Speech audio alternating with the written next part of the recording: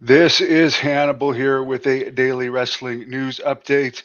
In one of the most random things ever, rap superstar Kanye West appeared at a small pro wrestling Noah show over the weekend that was only attended by about 300 fans. No explanation why. He may have just been in the area and wanting to go to a wrestling show, but some of the wrestlers interacted with him during the show. I did security at one of his shows at Ottawa Blues Fest probably 5 or 6 years ago now, and boy, it was a good show, but there was a hell of a lot of problems in the crowd, and it was outdoors, and it was hot, people were getting crushed. There was gang battles in the crowd that were hard to get to, but overall, it was a good show.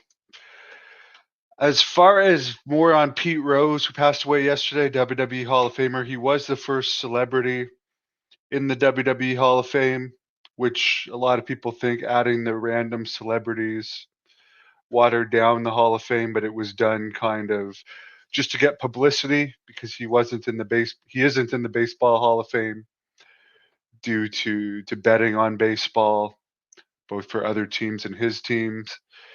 He was in 3 WrestleManias, and his ex-wife, who he divorced a long time before he died, actually used to promote for the Sheik's promotion in both Toledo and Cincinnati. So he does have a wrestling connection there. Killswitch, aka Luchasaurus, is in the hospital right now with double pneumonia. I actually had that just over a year ago when I had a bunch of other injuries and was in the hospital, and I managed to recover from it. So I'm sure Killswitch will, but it's nothing to laugh about. You can die from that. Apparently, WWE did its first house show in a very long time. They hardly do house shows anymore in Atlanta area or the Georgia area over the weekend. And Ilya Dragunov got a torn ACL against Gunther.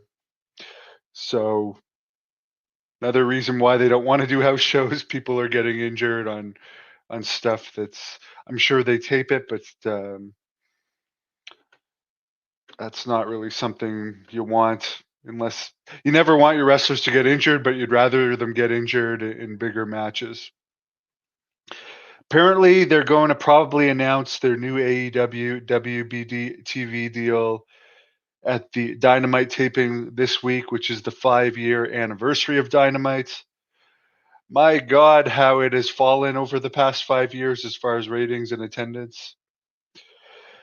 Apparently, when Shane McMahon came back to have that match against The Undertaker, WrestleMania, according to Dave Meltzer, he was bringing it up. It was to replace John Cena, and Shane was sent home after that by the WWE.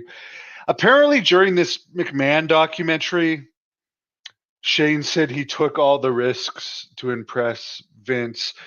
I do agree that part of it was probably to impress Vince, but if you're a risk taker type and you get off on the crowd reacting to those type of risks, you're doing it for yourself and the reaction and to get popular. Because if you're not like a great technician like Shane, you can still get over by taking crazy bumps. That's exactly how Mick Foley got over. So I wouldn't necessarily buy that it's all 100% for his father. It's a lot of fun to wrestle and get huge reactions from fans and to become famous like Shane. Shane is definitely famous. You can't deny that he's famous.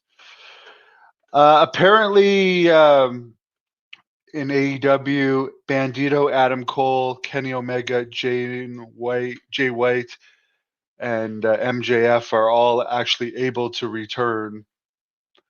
Um, they're recovered from their injuries. AEW just hasn't brought them back yet. So sitting at home getting paid, but could come back at any time.